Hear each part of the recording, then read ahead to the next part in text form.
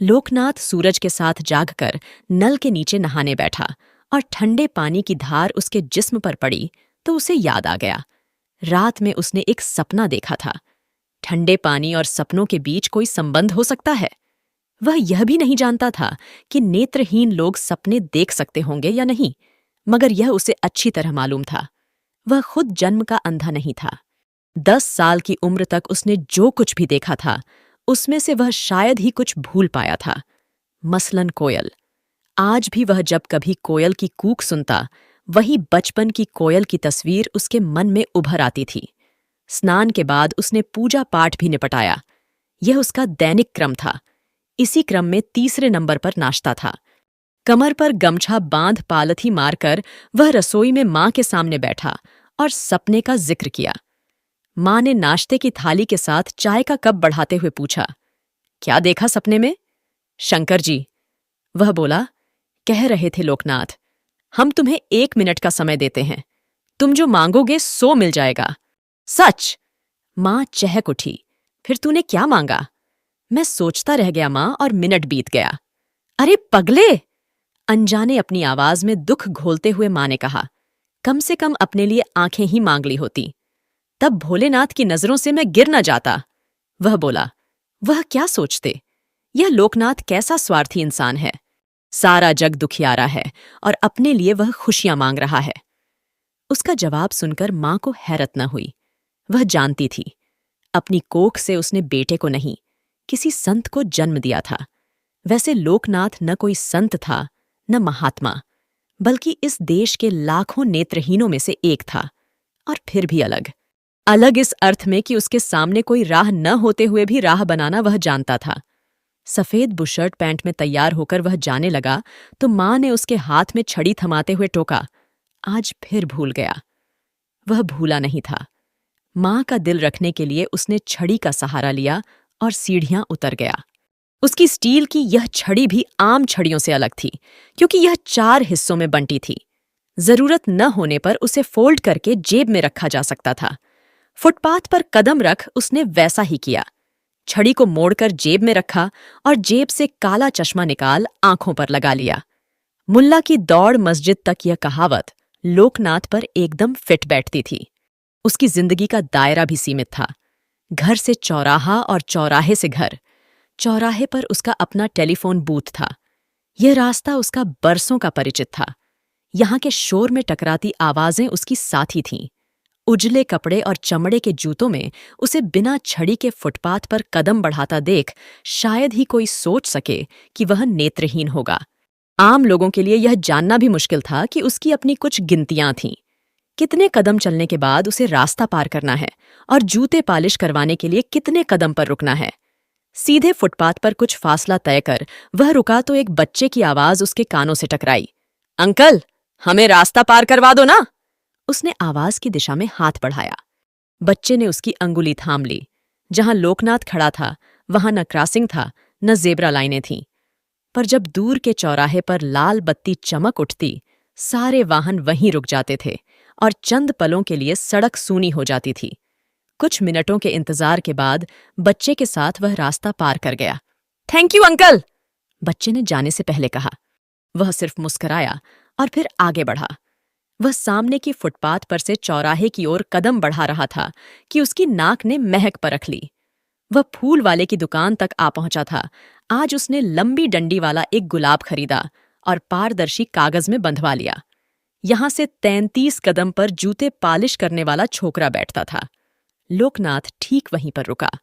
यह भी उसका नित्य क्रम था। साफ कपड़े, साफ जूते और इधर से उधर की कुछ बातें। बातें करने का छोकरे का अंदाज कुछ ऐसा था कि वह दिलचस्पी से सुनता रहता। किस फिल्म के टिकटों का ब्लैक चल रहा है और कौन सी फिल्म ने पहले ही हफ्ते में दम तोड़ दिया, या किस हीरोइन ने किस सुपरस्टार को चांटा मारा और कौन सा निर्देशक किस अड्डे पर शराब पीता है। पर आज न जाने क्यों छोकरा उससे रूठ गया हो, ऐसे चुपचाप जूते चमकाने में व्यस्त था। चुनिया, आखिर लोकनाथ ने पूछा। क्या बात है? कुछ भी नहीं। खामोश क्यों हो? अब क्या बताऊं साहब? दाहिने पैर के जूते को चमकाकर उसने बाएं पर ध्यान लगाया। एक मां है, 2 छोटे भाई हैं। वैसे ही इस धंधे में गुजारा नहीं होता। बारिश शुरू होगी तो साला एकदम ठप हो जाएगा। साथ में कोई दूसरा धंधा शुरू कर दो। यही तो अपन की खोपड़ी में नहीं आता कि बिना नकद लगाए कौन सा धंधा शुरू किया जा सकता है। समझो। लोकनाथ ने उसे उपाय सुझाया। हमारे इलाके में फूल वालों की 3 दुकानें हैं। ये लोग जब दुकानें बंद करते हैं तो गुलाब की ढेर सारी पत्तियां फेंक देते हैं। तुम वे ढेर इकट्ठे कर अपने वैद्य जी की दुकान पर बेच आओ। पालिश वाले जूते पर कपड़ा मारते हुए छोकरा बोला। वैद्य जी उनका क्या करेंगे? वे गुलकंद बनाकर बेचते हैं। छोकरे की समझ में बात आ गई, पर जैसे अब भी विश्वास बैठा ना हो, ऐसे लोकनाथ को दूर तक जाते हुए वह देखता रहा।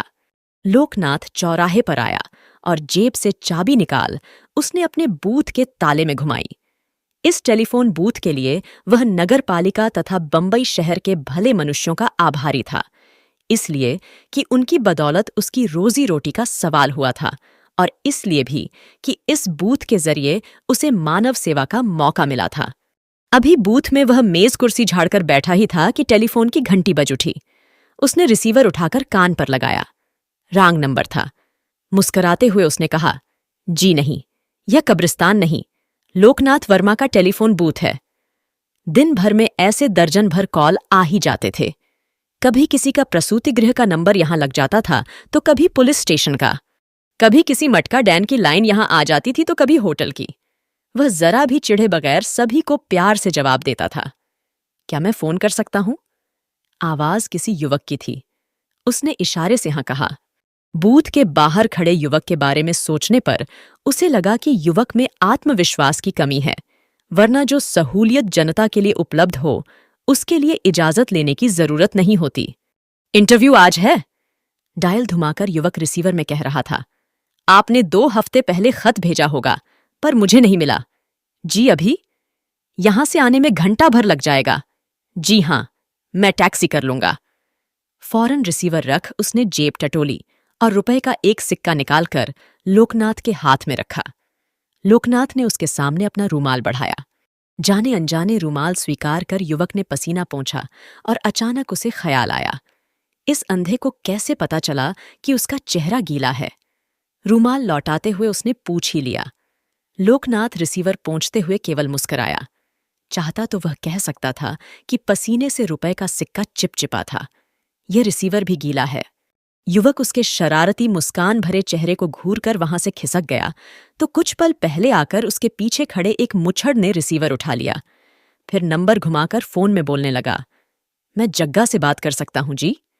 लोकनाथ ने सोचा, यह कोई धाकड़ शख्स होना चाहिए। आमतौर पर लोग रिसीवर उठाने से पहले इतना जरूर कहते थे फोन लगाना है या लगाता हूं।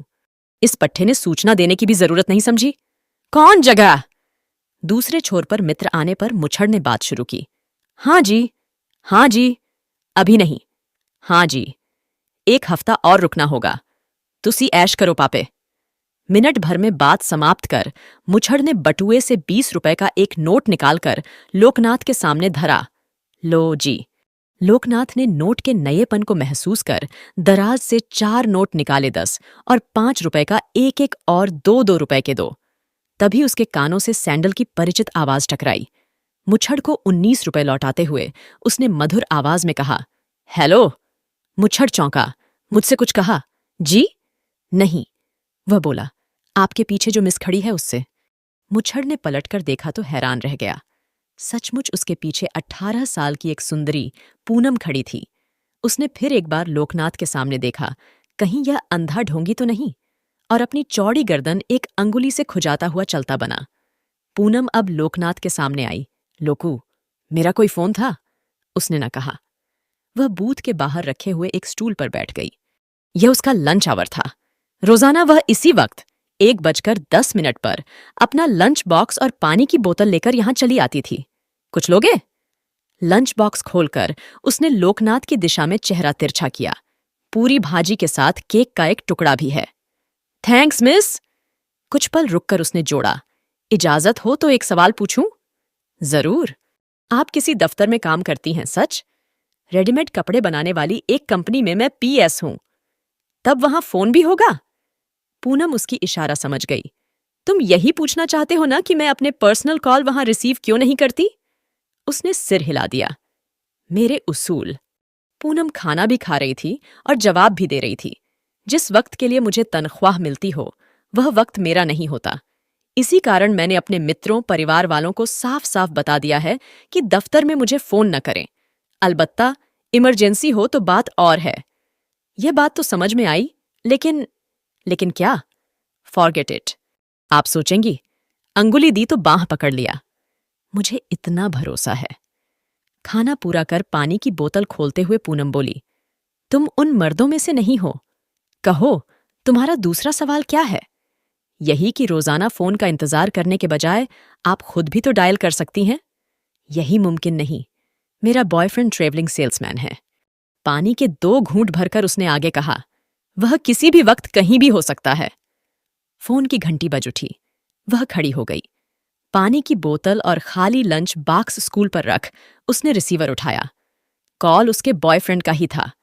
हेलो राहुल। वह चहक उठी। कहाँ से बोल रहे हो? एयरपोर्ट। प्यार का पट्टा छुड़ाकर कहीं भाग निकलने का इरादा तो नहीं है? क्यों नहीं? रिसीवर में से आवाज उभरी, पर उसमें एक खतरा है। वह क्या? तुमसे जितना दूर जाता हूं उतना ही और करीब आता हूं। पूनम हंस दी। ऐसी मीठी मीठी बातें बनाना तो कोई तुमसे सीखे। अच्छा, ये बताओ, आज शाम को हम कहाँ मिल रहे हैं? अगर तुमने मिनी स्कर्ट पहना है तो किसी डिस्को में, साड़ी पहनी हो तो किसी रेस्तरां में, और कोई अंधा भी बता सकता है कि तुमने साड़ी पहनी है। कॉफी हाउस कैसा रहेगा? 6 बजे। मैं वहीं तुम्हारा इंतजार करूंगी। रिसीवर क्रेडल पर रख उसने लोकनाथ का आभार माना और स्टूल पर से लंच बॉक्स तथा पानी की बोतल उठा ली। लोकू! जाने से पहले उसने कुछ सोचकर पूछा, साड़ी के बारे में तुम्हारा क्या ख्याल है? साड़ी हिंदुस्तानी औरत की पहचान है। कहते हुए लोकनाथ खड़ा हो गया। पारदर्शी कागज में लिपटा हुआ गुलाब का फूल उसके हाथ में था। और दूसरी पहचान है यह, मेरी ओर से अपने राहुल को यह छोटा सा तोहफा देकर कहना कि अंधा यह भी बता सकता है कि आज उसने क्या पहना होगा। पूनम की आंखें उसके चेहरे पर टिक गईं। क्या पहना होगा? शर्ट, पैंट और टाई। पूनम कुछ आगे कहे इससे पहले उसने खुलासा कर दिया, सेल्समैनों के लिबास यही होते हैं। पूनम से बिना हंसे रहा न गया। उसकी हंसी लोकनाथ की हंसी थी। उसकी खुशी लोकनाथ की खुशी थी। मानो उसके जीवन का सिर्फ एक ही मकसद था, अपने परिचय में आने वाले हर शख्स के दिल को मुस्कुराहटों से भर देना। फिर वह शख्स छोटा हो या बड़ा, ऊंचा हो या नीचा, अमीर हो, गरीब, उसके लिए इस दुनिया में सभी बराबर थे। 3 दिन बाद जब वह जूते पालिश करवाने रुका तो उसकी खुशी की सीमा न रही। छोकरे ने विषय ही कुछ ऐसा छेड़ा था, साहब, गुलकंद खरीदोगे? उसकी समझ में कुछ भी न आया। गुलकंद अपन ने बनाना सीख लिया है। लोकनाथ के जूते चमकाते हुए वह फख्र से कह रहा था, एकदम इज्जी है। एक हाथ में गुलाब की पत्तियां और दूसरे हाथ में चीनी लेकर मसलने से जो मलीदा तैयार होगा, उसे कांच के मर्तबान में भरकर धूप में रख दो और गुलकंद तैयार। मर्तबान धूप में कितने घंटे रखना चाहिए? मैंने 2 दिन रखकर बोतलों में भर लिया था। साहब, आप बोहनी करेंगे तो शाम तक मेरी 10 बोतलें बिक जाएंगी। ओके। बटुए के लिए जेब में हाथ डालते हुए वह मुस्कराया। क्या दाम रखे हैं? एक बोतल के सिर्फ 6 रुपए। मैं 2 बोतलें खरीदूंगा। अब तक छोकरे ने दोनों जूते पालिश कर लिए थे। बाजार में यह छोटी बोतल 11 रुपए में बिकती है। मैं 6 रुपए में बेचता हूं, फिर भी 1 रुपया बचता है। 2 बोतलों की कीमत अदा कर लोकनाथ ने बटुआ जेब में सरका दिया। 10 मिनट बाद वह अपने टेलीफोन बूथ में बैठा था और बाहर स्टूल पर उखड़ा सा एक इंस्पेक्टर। सवेरे सवेरे अचानक ही टेलीफोन डेड हो जाने के कारण आज कियों को मायूसी होने वाली थी, पर इंस्पेक्टर गोड बोले की परेशानियां एक से अधिक थीं। आज का दिन ही कुछ मनहूस शुरू हुआ। वह अपनी वर्दी पर पड़ा एक ताज़ा दाग कागज के टुकड़े से घिसकर साफ कर रहा था। सवेरे चाय के पहले कप के साथ बीवी ने टाइयां टाइयां शुरू कर दी। तंग आकर घर से निकला तो बिल्ली रास्ता काट गई। यहां फोन को छुआ तो वह डैड हो गया। बड़बड़ाते हुए उसने पेड़ पर बैठ कौवे पर एक नजर डाली। यही क्या कम था कि कौवे ने वर्दी खराब कर दी। आप ड्यूटी पर भी लेट होंगे तो बड़े साहब की। डांट फटकार। अरे वो तो आखिर ही एक पखवारे से सुन रहा हूं। लोकनाथ का जुमला उसने बीच में काटते हुए बताया। अब तो आदत सी हो गई है। कोई नए साहब आए होंगे? चीफ तो वही है। उनको ऊपर से जूता पड़ता है तो वे नीचे वालों पर लानतें बरसाते हैं। वैसे कसूर उनका भी नहीं है। कागज का मैला टुकड़ा फेंककर उसने लोकनाथ से सवाल किया। मैंने तुम्हें बैंक रेड के बारे में बताया था? वह तो करीब 20 दिन पहले की बात है। वही। वह बोल उठा। उन लुटेरों का अब तक न पता चला है, न उनका कोई सुराग मिला है। हमारे कुत्ते भी साले फेल हो गए। हम तो सिर्फ इंसान हैं। क्या करें? अब तक वे पट्टे सीमा पर निकल गए होंगे। कुछ सोचकर लोकनाथ ने हौले से पूछा। बैंक से नोटों के जो बंडल गायब हुए हैं, उनके बारे में आप क्या जानते हैं? यह कोई मामूली सवाल न था। घोड़ बोले का चौंकना भी वाजिब था। अंधे के पेट में कुछ कुलबुला रहा हो तो हैरत नहीं। तुम्हें क्या जानना है? वे बंडल 100 के थे, 50 के थे या 10-20 के? 2 लाख रुपए के बंडल 100-100 के थे। लोकनाथ के चेहरे को गौर से देखते हुए उसने बताया। बाकी 20-20 के। नोट सारे नए होंगे? चकाचक। दराज से 20 रुपए का एक नोट निकालकर लोकनाथ खड़ा हो गया। कहीं यह उन्हीं में से तो एक नहीं? उसके हाथ से नोट झपट लेते हुए गोडबोले ने कुछ पल उसे गौर से देखा, फिर अपनी डायरी निकाल सीरियल नंबर चेक किया। उसकी आंखें चमक उठीं। यार लोकू, ये उसी में का एक है। बोलते बोलते स्टूल पर से वह भी खड़ा हो गया। तुम्हारे पास कहाँ से आया? आखिरी कुछ दिनों से एक साहब यहां फोन करने आते हैं और हमेशा 20 का नया नोट दे जाते हैं। डायरी पर पेन झुकाते हुए उसने फिर सवाल किया। उनके बारे में कुछ और बता सकते हो? क्यों नहीं। उनकी ऊंचाई 5.5 फुट होनी चाहिए। वह कैसे? जब वे मुझसे बातें करते हैं तो उनकी आवाज बिल्कुल मेरे सामने से आती है और मेरी ऊंचाई उतनी ही है। घोड़बोले ने अपनी डायरी में नोट करते हुए कहा। और वे उत्तर भारत के रहने वाले होने चाहिए। यूपी के? शायद पंजाब के। तुम्हें यकीन है? बात करने का उनका लहजा कुछ वैसा है। और हां, यकायक याद आने पर उसने जोड़ा, वे लोग अभी इतवार तक इसी शहर में रहेंगे। सूरदास! घोड़बोले ने अपनी डायरी बंद कर जेब में डालते हुए मस्ती में कहा। लगता है तुमने मेरा दिन ही नहीं, साल भी सुधार दिया। लोकनाथ ने मधुर आवाज में कहा। हेलो! इंस्पेक्टर घोड़बोले चौंका, पर वह कुछ समझे। इससे पहले उसके पीछे से उतनी ही मीठी आवाज उभरी। हेलो लोकू! वह पूनम थी। दोनों को हैरत से देखता हुआ वह खिसक गया। मिस! लोकनाथ ने व्यंग्य में कहा। बेहतर होगा कि आप लौट जाएं। आज आपका फोन नहीं आएगा। वह ठिठक गई। तुम्हें कैसे पता चला? यह तो सारा जग जानता है कि बाबा लोकनाथ त्रिकालज्ञानी है। अब पूनम की नजर out on off on order की सूचना पर पड़ी और उसके होठों पर मुस्कान फैल गई। बाबा! स्टूल पर बैठकर अपना लंच बॉक्स खोलते हुए उसने मजाक जारी रखा। क्या आप हमारा भविष्य बता सकते हैं? अवश्य। क्या जानना है तुम्हें बच्ची? राहुल से हमारी शादी कब होगी? प्रश्न यह नहीं कि ब्याह कब होगा, तो प्रश्न यह है कि ब्याह होगा या नहीं। पूनम के गले में जैसे मछली का कांटा फंस गया हो, ऐसे उसका मुंह खुला रह गया। वह एक शब्द भी बोल न सकी। वैसे बोलने के लिए उसके पास था ही क्या? जो कुछ वह बताना नहीं चाहती थी, वह भी लोकनाथ ने भांप लिया था, मानो उसके दिल की गहराई में गोता लगाकर वह उसका भय सतह पर ले आया था। देखिए मिस, अब लोकनाथ ने गंभीरता से कहा, आप मेरी मित्र हैं और इसका मुझे फख्र है। पूनम की आंखें भर आईं। अगर आप भी मुझे अपना मित्र समझती हैं, तो यह आपका फर्ज बनता है कि आप अपनी समस्या खुलकर मेरे सामने रखें ताकि हम साथ मिलकर उसे सुलझा सकें। वह चुपके चुपके रोने लगी। लोकनाथ को उसकी भनक लग ही गई। दूसरे पल उसने अपना रूमाल बढ़ा दिया। पूनम ने अपना चेहरा पोंछा और लंच बॉक्स खाए बिना बंद कर दिया। राहुल चाहता है कि नए मॉडर्न लिबास पहनूं। स्टूल पर बैठे बैठे ही हाथ बढ़ाकर उसने रूमाल लौटाया। डिस्को में उसके साथ नाचूं गाऊं, ये सब मुझे पसंद नहीं, मेरे लिए मुमकिन भी नहीं। आखिरी जुमला माने रखता था। उसका असर क्या हुआ होगा, यह जानने के लिए पूनम ने अपना चेहरा तिरछा कर लोकनाथ की ओर देखा। उसे लगा अस्त्रों की तरह लोकनाथ का चेहरा भी अंधा था। न उसकी आंखें कुछ कहती थीं, न चेहरा। वरना कहीं तो यह सवाल नजर आता कि मिनी पहनकर डिस्को में नाचना पूनम के लिए मुमकिन क्यों नहीं। अपने बॉयफ्रेंड की खुशी के लिए कभी कभार डिस्को संगीत की धुन पर नाचने से आसमान नहीं टूटने वाला था। लोकनाथ उसे ये सब कह सकता था। वह उसका हक था। न कहा शब्दों द्वारा, न भाव द्वारा। चालाक लोमड़ी है, लोमड़ी। पहले छेड़कर सब कुछ उगलवाता है, फिर खामोश हो जाता है। मेरा मेरा एक पैर नकली है, आखिर पूनम ने बता दिया। चौराहे के सिग्नल के पास एक टैक्सी का इंजन फेल हो गया था। पीछे खड़ी हुई कारों की कतार से हॉर्न की आवाजें उठ रही थीं। पूनम और लोकनाथ के बीच सन्नाटा छाया था। क्या? कुछ देर बाद लोकनाथ ने होंठ खोले। यह राज राहुल नहीं जानता? वह खामोश रही। यानी कि जिसे आप जीवन साथी बनाना चाहती है, उसी पर आपको एतबार नहीं?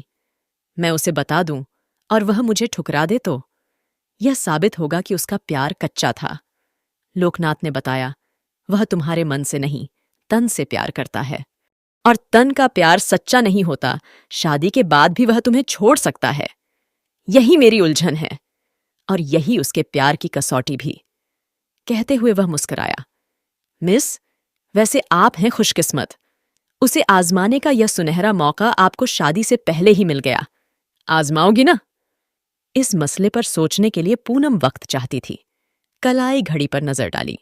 लंच आवर करीब करीब खत्म होने आया था। यह फोन कब ठीक होगा? कंप्लेंट सवेरे लिखवाई थी, किसी भी वक्त ठीक हो सकता है। वह खड़ी हो गई। तब घर जाने से पहले शाम को मैं यहां होकर जाऊंगी। इंस्पेक्टर गोड बोले लोकनाथ से अलग होकर सड़क पार कर एक मकान के गलियारे में खड़ा हो गया था। उसकी तीखी नजर टेलीफोन बूथ पर टिकी थी। जो कोई भी शख्स फोन करने आता, उसे वह गैर से देखता था। पूनम के जाने के बाद 2 मर्द और आए। उनमें एक बौना था जो स्टूल पर चढ़कर नंबर घुमाने जा रहा था कि लोकनाथ ने आउट ऑफ ऑर्डर की सूचना की और इशारा किया। शायद वे दोनों किसी सर्कस के जोकर थे। दूसरा, उसका साथी ताड़ की तरह लंबा था। कुछ देर बाद टेलीफोन बूथ के सामने एक टैक्सी रुकी और एक युवक ब्रीफकेस के साथ बाहर निकला। सबसे पहले उसकी नजर सूचना पर पड़ी और फिर लोकनाथ के चेहरे पर। लोकनाथ, तुम ही हो? कुछ कदम चलकर सामने आते हुए उसने पूछा। लोकनाथ ने हाँ में सिर हिला दिया। मेरा नाम मैं जानता हूं, उसने मुस्कुराकर कहा। आप राहुल हैं। राहुल को सचमुच हैरत हुई। आज तक पूनम से वह लोकनाथ के बारे में किस्से सुनता आया था। यही नहीं, आखिरी मुलाकात के वक्त पूनम ने एक अजीब फिक्रा भी कसा था। लोकू अंधा है, इसका मतलब यह नहीं होता कि वह नहीं देखता। राहुल चकरा गया था। यह जुमला न था, रुबिक क्यूब था। उसने अलग अलग ढंग से तोड़कर जोड़कर मोड़कर देखा था। फिर भी वह उस वक्त अर्थ समझ नहीं पाया था। आज लोकनाथ से रूबरू होने पर उसकी गुत्थी सुलझ गई। लोकनाथ की आंखों में भले ही रोशनी न हो, वह आवाजों के जरिए, स्पर्श और गंध के जरिए देखता था। कहिए, लोकनाथ ने खामोशी तोड़ते हुए पूछा। मैं आपकी क्या सेवा कर सकता हूं? पूनम को एक मैसेज दोगे? श्योर। उससे कहना कि आज शाम को मैं इसी इलाके में रहूंगा और 6 बजे नुक्कड़ के चाइनीज रेस्तरां में मिलूंगा। अब एक गुजारिश मुझे करनी है। कहते हुए उसने दराज में रखी हुई 2 बोतलों में से एक निकालकर राहुल के सामने बढ़ा दी। यह क्या है? गुलकंद। वह बोला, मेरी ओर से मिस को यह तोहफा देना। इसके नियमित सेवन से उनकी आवाज में भी आपसी चाशनी घुल जाएगी। राहुल ने बोतल स्वीकारने से पहले पूछ लिया, तुम खुद भी उसे दे सकते हो? शायद वह स्वीकार नहीं करेंगी। कारण बताते हुए उसने जोड़ा, लेकिन आप अपने हाथों से देंगे तो मिस ना नहीं कहेंगी। राहुल के चेहरे पर अनजाने ही मुस्कान फैल गई। उसी मुस्कान के साथ वह प्रतीक्षा करती टैक्सी में बैठा और चौराहे के वाहनों की भीड़ में गायब हो गया। लोकनाथ अपनी कुर्सी पर बैठने ही वाला था कि उसने परिचित आवाज सुनी। फोन डैड है जी? सुबह से। कहते हुए उसके कान खड़े हो गए। वह चौकन्ना हो गया। मुछड़ उसके सामने खड़ा था। सड़क पार मकान के गलियारे में छिपकर खड़ा इंस्पेक्टर घोड़ बोले भी सावधान हो गया था। वह तेजी से सोच रहा था, यह मुछड़ बैंक लुटेरा हो सकता है। लोकनाथ के बताए हुलिये के मुताबिक वह किसी पंजाबी ट्रक ड्राइवर सा लगता था। उसकी ऊंचाई भी करीब 5.5 फुट थी, पर अभी पूरी तसल्ली होना बाकी था। यहां कहीं और पब्लिक फोन होगा? आप इस शहर में नए लगते हैं? मुछड़ के सवाल का जवाब देते हुए लोकनाथ ने बताया, वरना आपको जरूर पता होता कि यहां करीब में ही एक और फोन है। कहाँ है? उस सामने वाले मकान के गलियारे में। मुच्छड़ बूथ से मुड़ा और लोकनाथ ने जेब से रूमाल निकालकर मुंह पोंछा। इंस्पेक्टर घोड़बोले के लिए यह इशारा था। उसका शक यकीन में बदल गया। अब उसे मकान के गलियारे से निकलकर मुच्छड़ का पीछा करना था। सही मौका मिलने पर धर दबोचना था, पर वह गलियारे से निकल न पाया। मुच्छड़ उसी की दिशा में आ रहा था। वह बौखला गया। अंधे ने ऐसा क्या चमत्कार कर दिया कि शिकार खुद चलकर शिकारी के जाल में चला आ रहा था। यह राज कुछ घंटे उसके लिए राज ही रहने वाला था। सड़क पार कर जैसे ही मुच्छड़ मकान के गलियारे में दाखिल हुआ कि इंस्पेक्टर घोड़बोले ने अपना रिवॉल्वर निकालकर उसके सीने पर तान दिया। उस रात लोकनाथ चैन की नींद सो नहीं सका। उसकी समस्या यह न थी कि अब तक मुच्छड़ का गैंग पुलिस के चंगुल में फंसकर सलाखों के पीछे चला गया होगा या नहीं, बल्कि उसकी पीड़ा यह थी कि पूनम और राहुल के रिश्ते में कहीं दरार तो नहीं पड़ी होगी। अब पूनम में इतनी हिम्मत आ गई थी कि वह अपने जीवन की सच्चाई को राहुल के सामने रख सके। पर इस साहस का नतीजा क्या निकलेगा, यह लोकनाथ की सोच के बाहर था। वह तो सिर्फ इतना जानता था, सच कभी हारता भी है तो उसका सिर ऊंचा होता है। रात घड़ी ने 12 बजाए और लोकनाथ की मां ने करवट बदलते हुए देखा तो लोकनाथ का बिस्तर खाली था। उसने सोचा, बेटा शायद बाथरूम गया होगा या पानी पीने उठा होगा। मिनट भर वह आहट लेती पड़ी रही। कहीं कोई हलचल सुनाई न देने पर वह उठ बैठी। लोकनाथ एक कोने में रखी हुई शिवजी की मूर्ति के सामने बैठा था। कुछ पलों के लिए मां उसे एकटक देखती रही। आखिर उससे रहा न गया तो पूछ लिया, क्या बात है बेटा? अब तक लोकनाथ अपनी प्रार्थना पूरी कर चुका था। मां, वह खड़े होते हुए बोला, आज पहली बार मन में खटका हुआ है, कहीं रिश्ता टूट न जाए। कैसा रिश्ता? प्यार का। वह मां के करीब बैठ गया। दोनों बहुत ही भले हैं, एक दूसरे को सच्चे दिल से चाहते हैं। कौन है वे दोनों? आप नहीं जानती। कुछ रुककर उसने बताया, वैसे मैं भी उन्हें ठीक से नहीं जानता। तू पगला का पगला ही रहेगा। मां हंसती, चल अब सो जा। दूसरे दिन सवेरे लोकनाथ न फूल वाले की दुकान पर रुका, न जूते पालिश करवाए। वह सीधा चौराहे पर पहुंचा और टेलीफोन बूथ खोल अपनी कुर्सी पर बैठ गया। बिगड़ा हुआ फोन कल शाम में निगम के आदमी दुरुस्त कर गए थे, पर आउट ऑफ ऑर्डर का बोर्ड अब भी बूथ के बाहर लटक रहा था। याद आने पर उसने वह निकालकर अंदर एक तरफ रख दिया। ठीक 1:10 पर पूनम आई। यही उसका रोज का आने का समय था, पर रोज की तरह वह भी आज अपनी औपचारिकता भूल गई। लोकनाथ से उसने नहलो कहा, न कुछ और स्टूल पर बैठ गई। आखिर लोकनाथ ने ही शुरुआत की, मिस जी, कल की मुलाकात कैसी रही? ठीक। सब कुछ सच सच बता दिया? हूं। क्या कहा उसने? सोचने के लिए एक रात मांगी। क्या सोचने के लिए? यही कि वह मुझसे शादी करेगा या नहीं। खामोशी उतर आए। इससे पहले लोकनाथ ने विषय मोड़ दिया, अब तक आपने खाने का डिब्बा नहीं खोला? भूख नहीं है। गुलकंद ट्राई किया? उसके सवाल को नजरअंदाज कर पूनम ने उसकी ओर देखा। तुम्हें क्या लगता है? एक आध दिन में बारिश शुरू होनी चाहिए। मैंने मौसम के बारे में नहीं, अपनी शादी के बारे में पूछा है। लड़का बुरा नहीं है। लोकू, वह भड़की। तभी टेलीफोन की घंटी बज उठी। उसने फौरन खड़े होते हुए रिसीवर झपट लिया। आज उसकी किस्मत का फैसला होने वाला था। बेसब्री उसके चेहरे पर साफ नजर आ रही थी। हेलो, हेलो, वह बोल उठी और दूसरे पल उसे पता चला फोन राहुल का नहीं था। Sorry, wrong number. जी नहीं, यह कब्रिस्तान नहीं है। उसने रिसीवर पटक दिया। लोकनाथ ने उसका दिल बहलाने के लिए कहा, मेरी समझ में यह नहीं आता कि निगम वालों को कब्रिस्तान में फोन लगाने की क्या जरूरत पड़ी। पूनम ने फिर स्टूल पर बैठते हुए अपनी आवाज जरा ऊंची की। लोकू, मेरे सवाल का जवाब नहीं देना हो तो तुम ना भी कह सकते हो। मैंने सोचा, मेरे चेहरे की मुस्कुराहट देखकर आपने मेरा जवाब भांप लिया होगा। मैं साफ शब्दों में सुनना चाहती हूं। लोकनाथ ने बता दिया, आपको वह जरूर स्वीकार करेगा। तुम्हें यकीन है? मुझे भगवान में श्रद्धा भी है। तब उसने फौरन जवाब क्यों नहीं दिया? शायद इसलिए कि वह अपने घरवालों से सलाह मशविरा करना चाहता हो। लोकनाथ कुछ आगे कहे, इससे पहले राहुल की टैक्सी टायर की आवाजों के साथ रुकी। ब्रीफकेस के साथ वह उसमें से बाहर निकला। पूनम चौंक कर खड़ी हो गई। उसका दिल धड़क उठा। जवाब हाँ में होगा या नहीं, राहुल के चेहरे से यह अंदाजा लगाने में वह नाकाम रही थी। लोकनाथ अपनी कुर्सी पर बूथ में बैठा रहा। राहुल धीरे धीरे आगे बढ़कर पूनम के करीब आया, पर कहा, लोकनाथ को संबोधित कर, आज मैंने लंच नहीं लिया है। मिस भी भूखी बैठी हैं, वह बोला।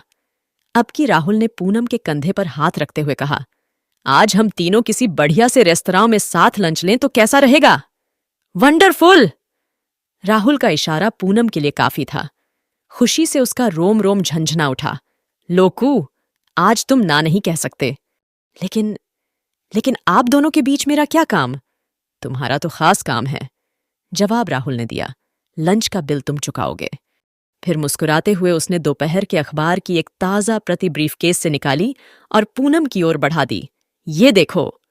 हैरत और खुशी से पूनम उछल पड़ी। लोकू, इसमें तो पहले पन्ने पर तुम्हारी तस्वीर छपी है।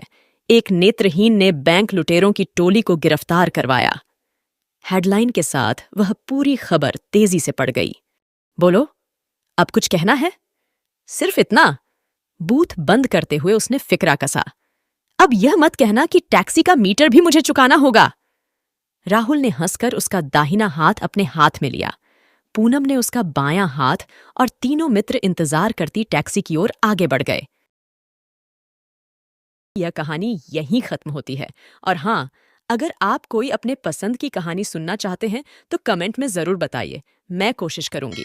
और प्लीज लाइक और सब्सक्राइब करना मत भूलिएगा। सुनने के लिए धन्यवाद।